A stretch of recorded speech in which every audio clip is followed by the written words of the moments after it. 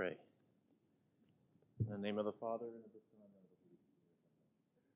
O heavenly King, the Comforter, the Spirit of truth, who art everywhere and filleth all things, treasury of blessing, and giver of life, come and abide in us, and cleanse us from every impurity, and save our souls, O good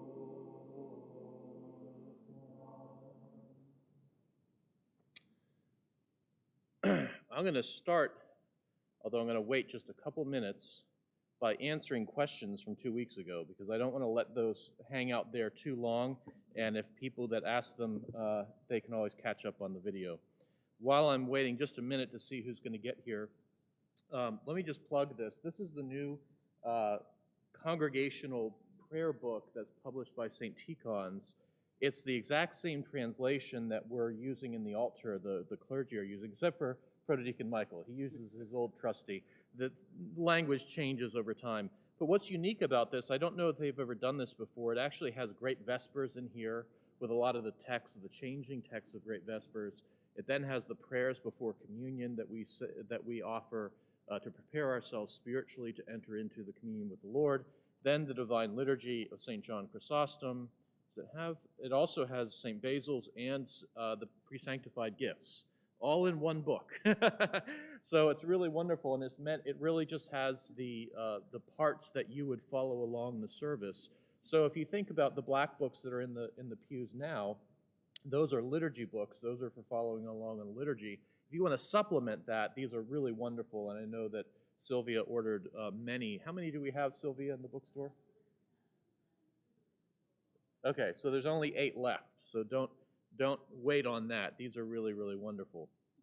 All right, so I'm going to start answering questions, and then again, Ed asked a question and Scott asked a question. They're not here, but they can catch up on YouTube later in the week, because these are interesting questions. One question, we'll do Ed's first. Ed asked why we're talking about the mystagogy of the church and the fact that the church is divided into sections, and there are certain things that we do in each of those sections that correspond to their spiritual meaning and the way that those sections reflect paradise, the way those reflect those sections, the narthex, the nave or sanctuary, the altar, how those actually reflect the vision of paradise, particularly when the vision of the saints, the vision as delineated by St. Ephrem the Syrian in Hymns on Paradise.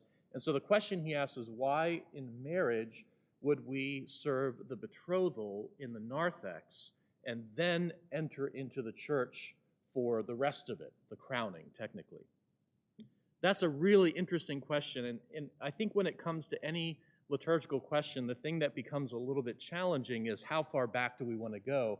Because betrothal and marriage, of course, predate Christianity. That should be obvious. And some of these practices indeed predate the birth of Christ. We know, for instance, that we're going to hear in just a short time, we're about to start the Nativity fast, that when Joseph hears that Mary is with child, he resolves to divorce her quietly. And I'm sure some of you have heard of this before, but wait, divorce, why is he divorcing her? They aren't married, they're betrothed, right? So what's going on there? Well, in the ancient world, betrothal was a promise. Betrothal was a pre-marriage promise, and it could actually happen many years before you were actually married. Sometimes young girls were betrothed to other young men or even older men, and there's reasons why some of these practices have changed, and then would not have actually gotten married until they became physically mature enough to be childbearing, right? So betrothal historically has often been separated from the marriage itself. Liturgically, for Christian purposes, the easy answer to that is betrothal is the promise, crowning is the fulfillment. And when betrothal was separated from the crowning, what would often happen is that would get engaged. You would decide that this thing was happening. Your families would decide these things were happening. More likely the latter than the former in the ancient world. And then you would immediately go to the church. You would immediately involve the church in the beginning of that relationship. And you would call for the priest, and the priest would meet you in the narthex, and he would seal the promise with the rings. And so that's what we see in the service of betrothal. We do the betrothal and the rings in the narthex. In a sense, that's happening before the crowning. Now, we have actually put those services together, so that fact somewhat obscures why they should be separated. But they were separated initially because they literally were served at different times. When you were ready to complete the promise, to fulfill the promise, you then were led into the church, where you were crowned with the crowns of both martyrdom and kingship in paradise. And there's very much an image in marriage connecting with what we've been talking about, of Adam and Eve being restored to kingship within paradise, very, very beautifully. You also receive the common cup, which would have been the Eucharist, and later the pre-sanctified gifts, and then even later simply a blessed cup of wine. I won't go into all the details of that, but those two things, the crowning and the receiving of the common cup and the dance of Isaiah, are the fulfillment of the promise. So the reason why it's helpful, I think, and that's such a good question, is that oftentimes liturgical things follow a pattern from promise to fulfillment. So promise is in the narthex, fulfillment is in the sanctuary, what we typically call the nave. We see that, for instance, in baptism. In baptism, the promise begins in the narthex. That's when we're exorcised, we renounce Satan, we unite ourselves to Christ. Okay, come on in. Let's fulfill this through baptism, right? So from promise to fulfillment, same pattern in marriage. The reason why this gets also very interesting, and I'll just share this because I find this interesting. We all know the custom of the groom carrying the bride over the threshold, right? Do you all know where that comes from? It's an extremely ancient tradition. I've been reading a book recently called The Ancient City. It's by a French scholar, and it was written in the late 1800s. It's, in some ways, it's dated in some of its ethnography. I won't go into details. But one of the things he's describing, he's a classics scholar, and he goes right into the deep roots of Greek, Roman, and even Indian, Hindu primary materials to describe what life was like. And his basic premise, this is a long run up here, but the basic premise is that worship is the foundation of cities. Liturgical life is the foundation of cities. And the reason that's so is because in the ancient world, and we're talking really, really deep into ancient Greece, and the peoples of that region. The family was also based in worship, and one of the things that families did is we know that they practiced ancestor worship. You've all heard of that, right? Ancestor worship. Well, I won't take too much of our time to go into this, but I just find this interesting. Each family had their own ancestors to worship, and they essentially worshiped them as gods. And there's all kinds of family traditions that come from this region that were then sort of fulfilled in Christianity. But one of them, apropos to this whole discussion, is that when a young woman was betrothed to a man and the marriage was to occur, it was understood that she was transferring her allegiance from her household gods to her husband's household gods. And so there was a ritual, a ceremony in her house with her family in which she was, in a sense, excommunicated from her household gods. And they took this very literally. This is really, really fascinating. She was excommunicated, not in a necessarily negative way, but, she would never again worship her father's gods after this occurred, after she took on a husband. But then there was a procession. After that part of the ritual happened, there was a procession through the town or through the city, village, whatever, There was usually ancient hymns. Now, we're not talking Christian hymns. We're talking way before Christianity here. And she was brought to the groom's house. And it was at that time that the transfer from her household's gods to her husband's gods would occur. And one of the things they did to protect her as she learned to worship her husband's father's gods, really, was that there was a feigned violence in which it was understood that she was being dragged against her will into the new house. And this was so that the gods did not think that she was being presumptuous and going in to worship them at the family hearth and the family flame. And so there would be this moment where the groom would grab her. Again, it was feigned. It wasn't necessarily violent, but it was a pretend violence. And then he would carry her over the threshold into the new house as a way of protecting her in the presence of those gods, as a way of the gods accepting her. Isn't that bizarre? And and we still do this today, but we have no idea why. And it was because you were transferring allegiance to gods. But that gets to the ancient character of some of these patterns when we ask, why serve something in the narthex. You can really start to go really, really deep onto this stuff. So the other one, Scott's here. We're getting to your question now from 2 weeks ago, Scott. Were the catechumens dismissed from the nave or from the narthex? This is another really interesting question, and the answer largely depends on when. When are we talking about here? One of the earliest accounts of where people stood in the developing Christian worship, if you will, was from the pilgrimage of Ephtheria. Sometimes we see her name spelled Egeria. I prefer the Ephtheria pronunciation of her name. This was a 4th century nun who went on pilgrimage to Jerusalem and described in her writings in great detail the liturgical life that she witnessed, particularly with the church, what she calls the Anastasis, or the Church of the Resurrection, the Holy Sepulchre, which is still there today, right?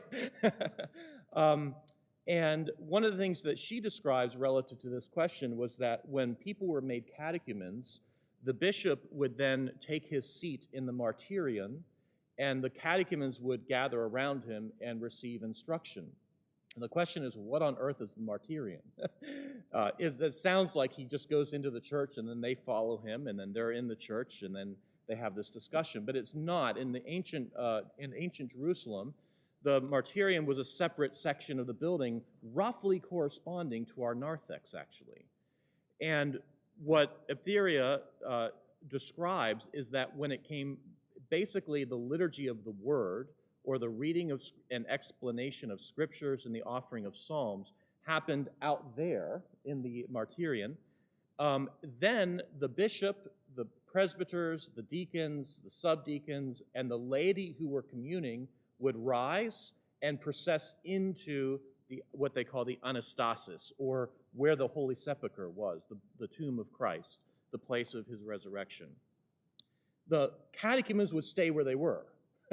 They wouldn't actually enter into the Anastasis. So interestingly, this was early enough that it wasn't the catechumens who were being dismissed. It was the catechumens who were being left. And those who were communing and celebrating the divine liturgy would come into the inner sanctuary, which would be this space that we're in right now. So there's a couple things that get really interesting about that. When did that stop? And to what extent were the practices of that particular church in Jerusalem indicative of universal Christian practices? This is a very challenging question to answer, and it gets to the limits of what we might call liturgical archaeology. We try to reconstitute our idea of how the liturgy was done early in the church based on one text here and another text there, or the sudden appearance of a practice without really knowing the context. But we do know that at some point, that tradition, the tradition that the catechumens did not enter in, also became this tradition in which the catechumens were present somewhere and then we dismissed them, right? They didn't need to be dismissed in Jerusalem, but it may be that simply in other parts of the church at that time, the catechumens were closer, and they dismissed them to go somewhere else for additional instruction. We also know, however, that eventually they simply came into this section of the church and were then dismissed. There are still churches in the Orthodox Church that do that. When they say all catechumens depart, you will see a group of catechumens leave the church, usually with a deacon or a subdeacon or a reader who will then go and chant psalms with them and perhaps do additional catechesis. We're actually not allowed to do that. We don't ask anyone to leave, and there's pastoral reasons for that. If we have visitors at the church who are just learning about Orthodoxy and they're sitting right here, and we say catechumens depart and the catechumens leave, but the visitors stay, that would be a completely incoherent practice, because what's going on with the catechumens either leaving the space or not entering it in the first place is that the Eucharist was from the beginning a private worship service. It was not public in any way, shape, or form. It was only for the communicants. And if you were a catechumen in the early church, you would never see or hear the actions and prayers of the Divine Liturgy until after you had been baptized. And one of the interesting things about that is that when we look at the early catechesis, the early instruction of converts to Christianity, we discover that they didn't even learn about the Eucharist until after they had become communicants. They didn't talk about it in their initial instruction. They didn't talk about the Trinity in their initial instruction. They only learned about the triune God after they had become communicants, with the understanding that it is only in the perfecting elements, the holy things of Christ's body and blood, that we begin to have the spiritual vision and understanding to know God in Trinity. So this is very, very much a part of the way the church did things. The Eucharist was private. Now, eventually, however, changes started to occur, and one of the main changes was when the empire started to convert, and this took centuries. This wasn't something that happened overnight, but one of the things that happened over centuries is that more and more of the sort of Byzantine or Greek society, the East Roman Empire society, became Christian, and that meant that those who were being baptized were no longer adults, but mostly infants. And in fact, we can even talk of periods of time where there really were functionally very, very few adult catechumens. There just weren't. Everyone was baptized when they were babies, and their catechesis occurred afterwards, ideally, and sometimes not at all, of course. And so that begins to change these practices. And I mention that only to indicate that we're talking, whenever we talk about ancient practices, we're often struck by the fact that, wait a second, we don't do that anymore, and we thought we were the Orthodox. We don't change anything, right? We're still doing everything the way it's always been done. What the Orthodox Church does is it preserves the inner coherence and spirit of our practices while at times adapting to pastoral necessity. The pastoral situation of the mission of the church in the Eastern Roman Empire changed dramatically around the 4th to 5th centuries. And so we can see some of our liturgical practices adapting themselves and adjusting to that change, but at the same time preserving the earlier practice of who was a communicant, who was not a communicant, how we did instruction, and where we did instruction. So that opens a whole other can of worms. What are the elements of the Eucharist today, given that anybody can walk in here and join us on Sunday morning, and it's, in that sense, it's public? What are the elements of the Divine Liturgy that preserve that ancient sense of it being actually a hidden and private service? That becomes a question unto itself, and a somewhat controversial question as we wrestle with, in our own situation, what does it mean to be a missionary church to North America, and how do we act towards people like myself who were, I was an Episcopal priest when I walked for the first time through these doors, So do you tell me, hey, this is the time that you scram, get out of here? Or you say, welcome, welcome, and just join, don't receive communion, but otherwise participate in everything. So the church adapts. The church does adapt, but it always preserves the inner coherence of what she always did, and that's a fascinating topic. But so to get back to Scott's question, were they dismissed from the narthex or from the nave? It kind of depends on when, what period of history that we're asking that question, and then a lot of times it's both. Sometimes they were in the narthex and they were dismissed, and they would go downstairs effectively and have additional instructions. Sometimes they were in the nave. Later on in history, they would have been in the nave and then dismissed, all the way to today where we don't dismiss them at all. Okay. So last week we were talking about the necessity of a spiritual life and a rule of prayer, and we said that a rule was not a law. It wasn't something that we should think of legalistically, but rather an aspiration and a program towards holiness and towards participation in the uncreated light of our God in Christ. And I want to read just a brief passage. This is a wonderful book by Saint Sophrony, one of our modern-day saints, a Russian saint. He was Russian, and he was a monk on Mount Athos for like 18 years, a disciple of Saint Silouan the Athonite, another famous modern-day saint. Eventually ended up in Essex, England, and founded monasteries there, and you can visit those monasteries today. But this is what let me just read this about the necessity of the spiritual life. I just find this passage very moving. It is a sad thing that most people live their lives without aspiring as they should to become communicants in the uncreated light. Worse, when they hear tell of this light, they do not believe in it. They even think that it does not exist and consider anyone who has received this gift to be mentally sick.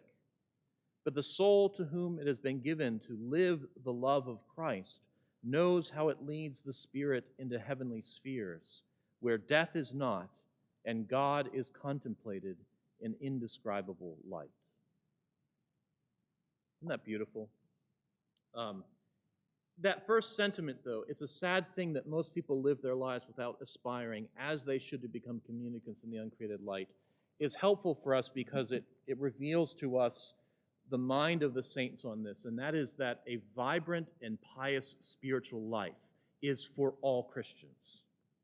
There's never been a time in Christianity where the church said, there's one way of life for monks and one way of life for the laity and one way of life for the clergy, and everyone should just sort of stay in their place, stay in their lane and not worry about other things and just sort of don't move, don't change. And the problem with that is that we're all changing. There's only one who is immutable, only one who is unchanging, and that is God. And that's why we call him immutable. But being creatures, having been created, we are changing whether we like it or not. And we are changing in ways that sometimes we choose and sometimes we fail to choose. The question is not, am I changing? Yes, you are changing. The question is, what are you changing into? That's the question. Are you changing into death? Are you changing into a corpse? Are you changing into a being that is hurtling towards non-being, that whiles away the hours entertaining to ignore the realities of the limits of life without God? Many of us are. We waste time and we're negligent, and we live in a period where we've been taught and they put these crazy things into our hands. I won't. I'll restrain because I have one, so I'm guilty. But we probably should talk about those at some point. We're changing whether we like it or not. But once we know we have a choice of what we're changing into, then we have a responsibility to make that choice. God is very merciful to those who do not have a choice. God is merciful to those who take whatever little they've been given and do with it what is of the kingdom, even if it seems completely insignificant. But if we've been given more, if we've been given to understand more, we've given opportunity to know more, then our choices begin to take on greater consequences. And what St. Sophrony is saying is what a sad thing it is that so many live their lives not pursuing to be communicants in the uncreated light as they should, because that's what we were made for. We weren't made to merely enjoy ourselves and then die. We weren't made to perpetuate ourselves just through children and then die and hope that their children's children and children and children keep lasting until the end of time. That's not why we were made. We were made, each and every one of us, to enter into communion with God. And prayer is the way that we do that. And once we know that, and once we've been given this idea of, okay, there's not just prayer like amorphically, not just abstract prayer or prayer, it's something that you make up, but a way of prayer, a program of prayer. We can begin to make a choice to say, I want that. I aspire to it. Not that I deserve it, because many of us know in our sinfulness we don't deserve. And in fact, all the saints understand. The closer you get to God, the more you are struck by how unworthy you are, even as you are overwhelmed with God's loving embrace of you and drawing you even closer. That's a paradox of the saintly life. The more you know God, the more you know your unworthiness, even as God says, I love you. And he completes what is lacking in us. But we're changing whether we like it or not, and we have a choice to make. Do we wish to aspire to this with humility, but with the understanding that if the Orthodox Church gives us a path, and we say, I know I'm going to fail, I know I'm going to try this, and I know that some days I might get a little bit of it, and other days I might miss most of it, but I'm at least going to try, and every time I fail, I'm going to get back up, and I'm going to keep trying, and I'm going to try over the course of my whole life, and at the end of each day, I'm going to say, Lord, forgive me my negligence, forgive me my failures, complete what is lacking in me, because I know that hidden behind all of my desires, all of my obsessions, all of my wants and passions, I know that in the deepest level of my being and what it means to be, the one thing I really want is Jesus Christ. He is what a human person is supposed to look like. And he is a divine person with a human nature, but you get the point. The Lord is the one whom we want. The saints reveal to us in every generation what a human person is supposed to look like. A human person filled with love, filled with humility, filled with joy and peace and grace. One of the worst lines of any song ever written, and I really like this songwriter, Billy Joel, but one of the worst lines ever written was, I'd rather laugh with the sinners than cry with the saints. Right? It's bad because it's so completely wrong. Because the sinners are crying inside, even as they guffaw like demons. But the saints are filled with the peace and joy of the kingdom. That's where true joy is found,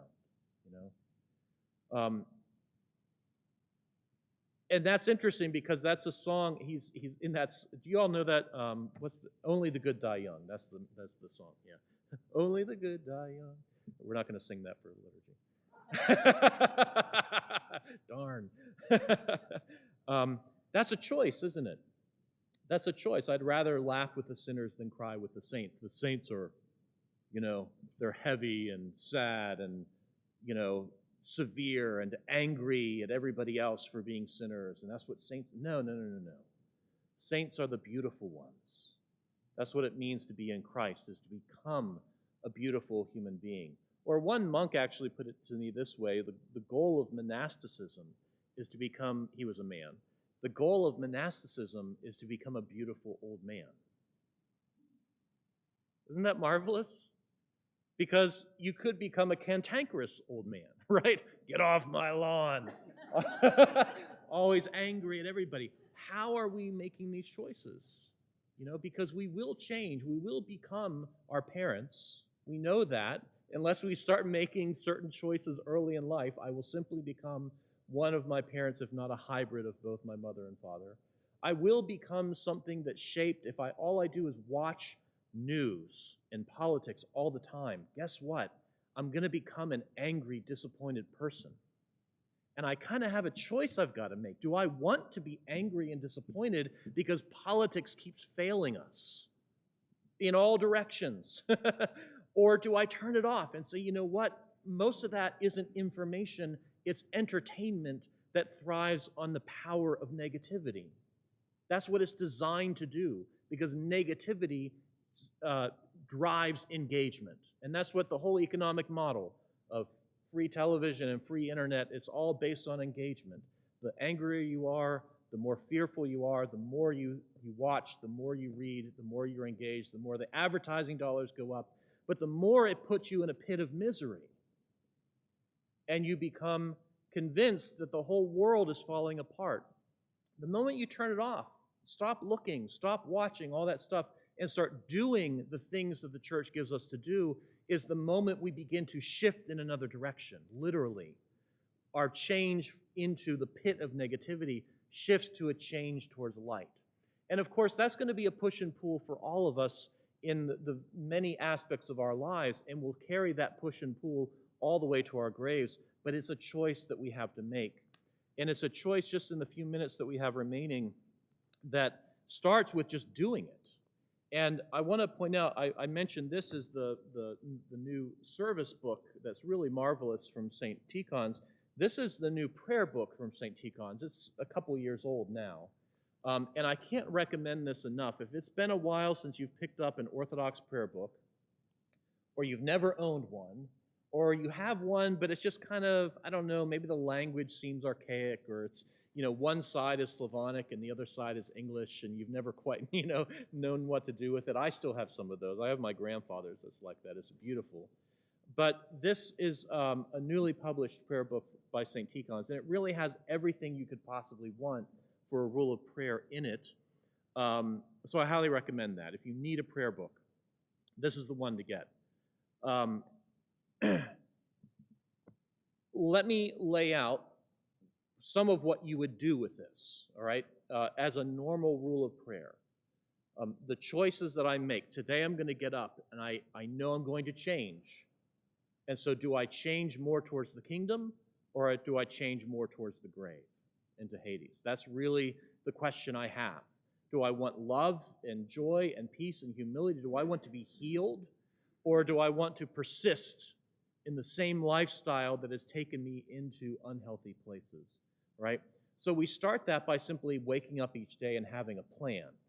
Like an athlete who's training, or a soldier who's being trained for war, we are in the arena now. We are in the contest. We are in the spiritual contest.